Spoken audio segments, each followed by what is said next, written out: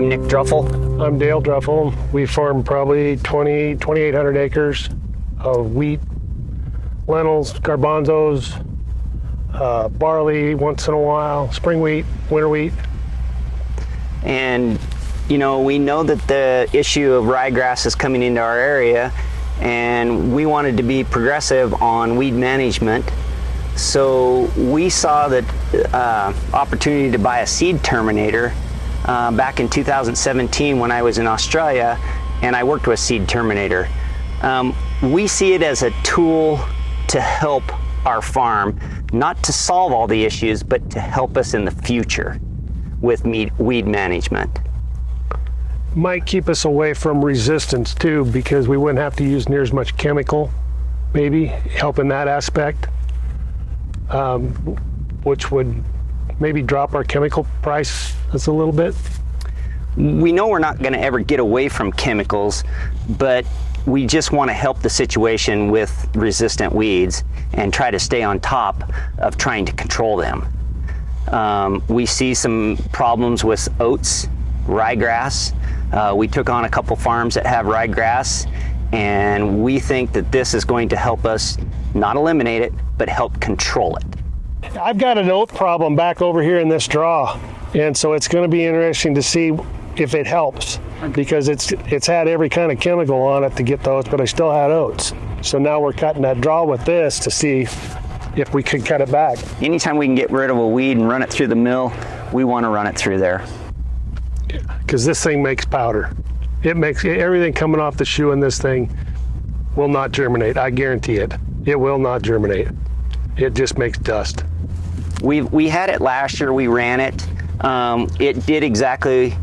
We could kind of see results from it, but last year we also saw it was a huge learning curve for us. How to operate the machine, how to set the machine, and we thought we had an ideal situation where we have one machine with it and one machine without, and we ran them side by side in the field.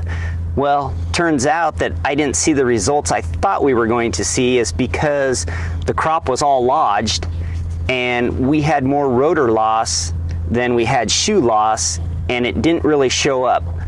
But in the future, with a less crop this year, I think we're going to see some real results this fall if we get the rains.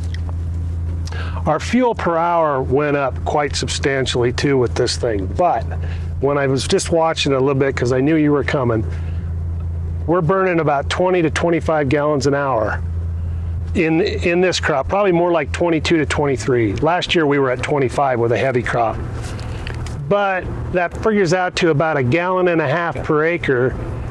So which is cheaper, the fuel or the chemical? Probably it's kind of a push. Maybe we saw some issues with it last year in chickpeas, green material.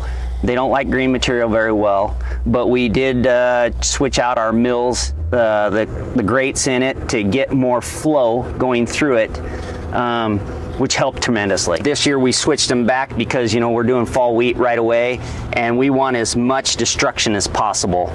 And so it's just a huge learning curve. Anybody that buys an impact mill is going to learn the ins and outs real quick. Well, we get the ryegrass in the beans just like we get it in the wheat, barley, the lentils. You get it everywhere, because when you seed them in the spring, you think you got that one shot of Roundup on them, and then you put chemicals on to hold them back, but there's always a flush of ryegrass coming. After every rain, there's a flush of ryegrass. So at harvest time, you're going to have some somewhere, and hopefully this thing will take care of it. But we also have to learn that we've got to put in earlier varieties of wheat, because that stuff will shatter out before some of the varieties are ripe. But you're always going to have a flush of ryegrass. That stuff likes to keep coming. Well, I hope to see results in the next couple of years.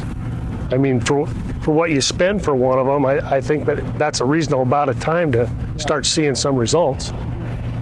So yeah, we hope that our investment will pay us back within the next few years. It's the same situation. You know, their ryegrass is out of control over there.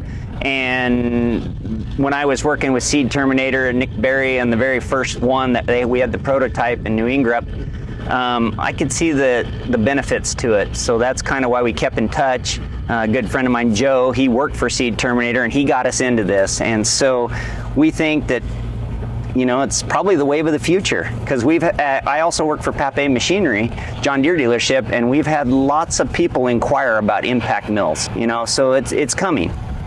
Well, We just thought we needed to get there early. plus, isn't there? I think we were talking one day. There's programs out there that'll help you per acre with these. They'll pay you so much an acre for them. Yeah, for an impact mill. Yeah. So there is some help out there at least, but they're going to be a high wear item too. You're going to have to put some money back into them at some time, because everything going through there it's got to wear on something. Yeah, and Seed Terminator has been great to work with. I mean, Yeah. they've sent us some updates that we actually put on 2 days ago to speed up the mills, to keep our mill speed up, because we had problems when we get in heavy crops. We would actually drop speed on the mills, and now they don't move. So far this year, they stay at almost 3,000 RPMs, and that's been great. The thing about this thing is, though, this light crop it's pretty easy right now. But like last year, when you get this into 100 bushel wheat, it likes horsepower. But that's you're gonna have to do that to get rid of weeds too. We're very happy I think so with far, it. yeah. I mean, like I said, it's just going to be a couple more years. You know, we're going to start hopefully seeing some better results.